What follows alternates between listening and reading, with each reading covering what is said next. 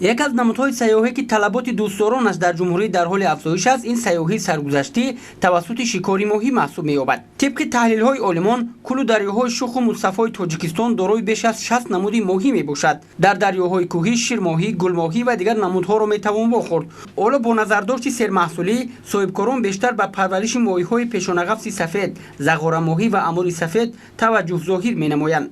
جهت تشکیل خطرهای سیاحی ماهیگیری، گروه کاری کمیته رشد سیاحی نزد حکومت جمهوری تاجیکستان در همکاری با مقامات اجرایی حکومت دولتی ولایت ختلون و اساتید ماهی پروری ولایت برای معین نمودن امکانات‌های موجوده، آماده نمودن انشاءات قبول و خدمت رسانی به سیاحان و ترغیب و تشویق آنها از حوض‌های ماهی پروری شهر لوکان، ناحیه‌های عبدالرحمن جامی و دوستی دیدن نمودند. رشد سیاحی ماهیگیری در ولایت نقشه چهاربنی چخلی که قید کرده برآمده موجود است. ما این سمت قدی کار کردیم، آینده تعداد همین خواجگی‌ها را برای سمت سیاحی ماهیگیری زیاد نموده شدیم. عموما اگر همین خواجگی که ما امروز در فلخ‌آباد در شهر لوکان حضور داریم، اگر خطا نکنم من امروز قریب یک 7-8 گروه مردم خارجی آمدن. توجه وقتی که ما از اینترنت و از تلویزیون و رادیو میشنوند، آمده دیدن منظره‌های خوب است، دیدن آمده از همینجا از ناز و نعمت بگیم از درسخوان مردم تاجیک این صاحبکارا ماهی داشته استعمال کردن. رشد سیاحی ماهیگیری در ولایت ختلون در شهر و ناحیه‌های کلاب، لوکان، دنغره، مومن‌آباد، دوستی، جلال‌الدین بلخی و عبدالرحمن جامی افضلیت دارد. در ولایت ختلون 271 خواجگی ماهی پروری در مساحت 2691 هکتار زمین فعالیت خود را پیش میبرند. زیاد از 70% استحصال ماهی جمهوری به ولایت ختلون راست میآید.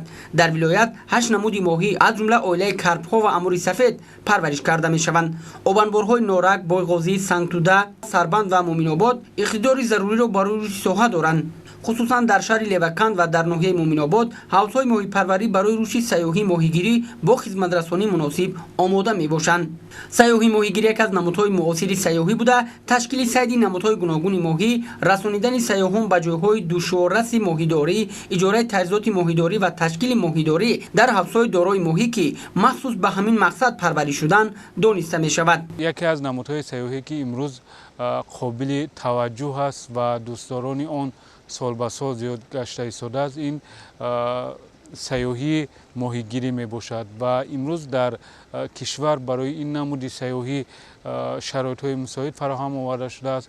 آن خواجگی‌های ماهی پروری که در جمهوری فعالیت می‌کنند، در بازه‌های استحصالی آنها اینفراساختور مساعد برای قبول سیاحان فراهم آورده شده است. باید گفت که یکی از منطقه‌هایی که بیشتر برای این نوع سیاحی امکانیت‌های خوب دارد این ولایت ختلون محسوب می‌یابد و زیاده از 260 خواجگی‌های ماهی پروری که در حدود ولایت فعالیت دارد و با استحصال و فروش ماهی مشغول هستند، امروز با استعمال کنندگان محصولاتی را پیشنهاد میکنند که رقابت پذیر و از جهت طعم خیلی لذیذ و فایده آور نیز می باشد. با مراتب افزون گردیدن استحصال ماهی در جمهوری پیش از همه دستگیری‌های حکومت مملکت و عملی شوی برنامه رشد ساحه ماهی پروری در جمهوری تاجیکستان برای سالهای 2018-2022 وابسته است. خصوصا برخورداری خواجگی‌های ماهی پروری از امتیازهای اندازی بر رشد ساحه نقشی مهم گذاشت. لازم به ذکر خاص است که رشد ماهی پروری در برابر شکار آن که دوستداران زیاد دارد برای تقویت سیاحی گاسترونومی در کشور زمینه فراهم می‌آورد. افزون گرداندن پرورش ماهی در خواجگی‌های ماهی پروری جمهوری همچون موضع سیاحی و شکار ماهی بر رشد اگروسیاحی نیز مساعدت می‌نماید. عین زمان در کشور 366 کارخانه و خواجگی ماهی پروری فعالیت دارد که 22 تای آن به طلبات خدمت رسانی جوابگو میباشد.